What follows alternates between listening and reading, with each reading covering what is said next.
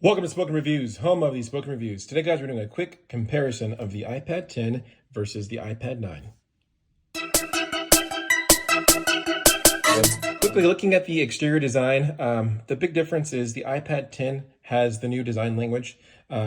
Apple basically, in all their products, iPads and phones, they go back and forth between having the, I guess you'd call them like straighter edges versus the round edges. So again, it's about every 3 years they switch. So there'll be like a phone and it'll be like rounded edges for 3 years, and then it'll switch back to kind of straight edges, and then it'll go back and forth and back and forth. That's kind of the way that Apple does the design language. They've kind of been doing that for the last 10 plus years, right?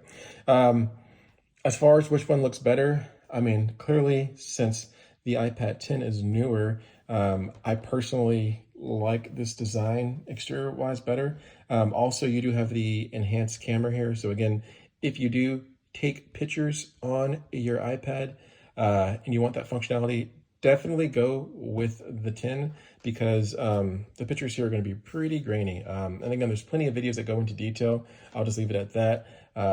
Definitely a huge benefit there with the cameras. Quickly looking at the charging. So again, you have USB-C here with the iPad 10 versus the standard Apple Lightning bolt. The big difference is the whole industry is going towards USB-C, so there's definitely pros and cons. But there has been some videos and some concerns about, hey, this USB-C isn't as fast as regular USB-C, so maybe Apple's throttling it. I don't know that to be a fact.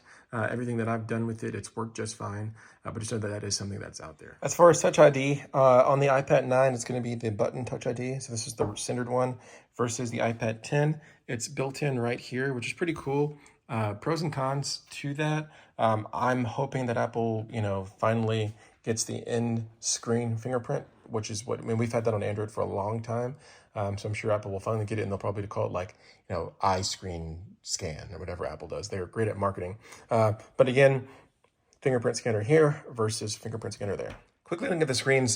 So the difference is going to be 0.7 inches. So we have 10.9 inches here versus 10.2 inches. So you can definitely tell the difference as you can see them side by side. If you believe that bigger is better and you're willing to pay an extra $200 or 30% more for the iPad, by all means, go with the 10. But if you realize, hey, you know what? It's not even noticeable screen-wise. Physically, they're pretty much the same exact size, right? So you can see them side by side. Same exact size of body. It's just that with the smaller bezels, because since the fingerprint scanner is up here and not down there, this is a little bit smaller, plus the top is a little bit smaller. So that's where you get that 0.7 inches, right? So definitely better, use of space, but the screen technology is both the same. They're both laminated, displays. So there's definitely like that little gap in between the two.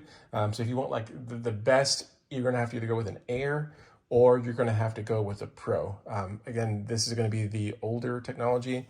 And I don't know why they did that, because they could have easily, given the newer technology, but if they would have given the newer screen technology here, then they would sell less iPad Airs and iPad Pros. So that's kind of the way Apple operates, right? Like, they're going to give you options, but they don't want to cannibalize from themselves. Quickly going over the location of the front camera. So the front camera here is right here where it's been, and the front camera here is right there in the middle. So the reality of it is, whenever you're doing video camera, which is something that I do use FaceTime with my family. Most people hold their iPads horizontal. Holding this horizontal basically means that you're dead center in the middle, so the video comes out a lot better. Versus over here, since the camera is over here, whenever you hold it horizontal, I'll kind of show you guys, you're off to the side, which is kind of weird. So the video quality, it ends up being that weird thing where either you're looking kind of off to the side, you're off center, or your eyes are kind of looking another direction. So it definitely, makes a difference on the experience. Pros and cons. For me, I wouldn't let it be a determining factor unless I had like a business that relied on it. So like if I was like in real estate, or I had some other type of, business where having to be on, Skype meetings or Zoom meetings, had a financial impact, and I needed like a better quality camera. That's the only reason why I would like 100% say, yes, go with this. If I had a business, legitimate business reason to do it, 100% over here. But if I didn't, I'd probably lean towards here because I'd save the money, right? So personal use, or like for kids or people that really don't really need the latest and greatest, save some money. But again, if you have a business need for it, by all means, it's worth the extra $200. As far as performance go, the difference is going to be the A13 versus the A12. So again, the newer being over here with the iPad 10.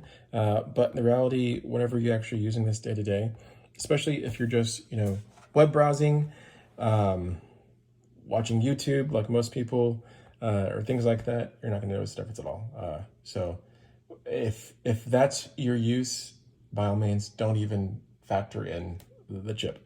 Now, where the chip will factor in is the overall longevity of the device. So if you're like me and you plan on keeping the device for, over 5 years, then it probably makes a little bit more sense to future-proof yourself and getting like a stronger device that can handle, more intense applications.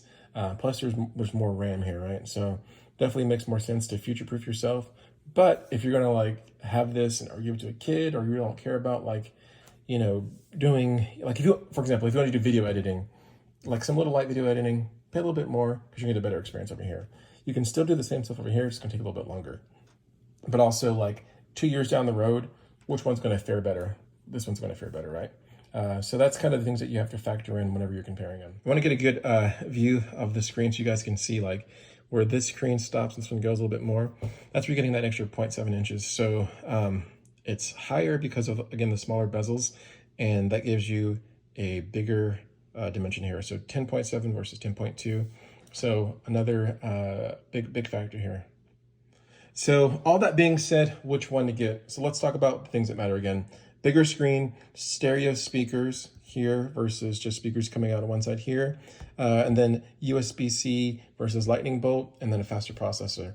I'm going to break it down into two different groups, right? So if you need this for work, or if you're trying to keep this for, over 5 years, I think it's probably worth paying a little bit more for the iPad 10.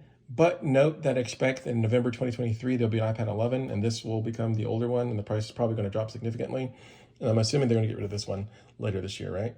So that's that group. Now, if you're in the group of people that you're really just using this for, YouTube, surfing the internet, and playing some small games, and you don't really care about the latest and greatest, this is the device, right? Like, I still think that you can make this last for, 5, to 7 years, while saving money. I still think that's possible, but just know that, after 2-3 years, you're going to definitely probably see a drop in performance between the two. Anyways, guys, thank you for watching this quick video comparison of the iPad 10 versus the iPad 9. Again, this wasn't meant to be like a super technical analysis. This is only meant for people that are, really want to know what it means in real life. And we've talked about that pretty extensively. Well, guys, thank you for watching this video. I really do appreciate the support of the channel. If you have any questions, comments, please leave them below. If you like the video, hit the thumbs up for me. If you want to see more videos like it, sub to the channel. Thanks a lot and have a great day.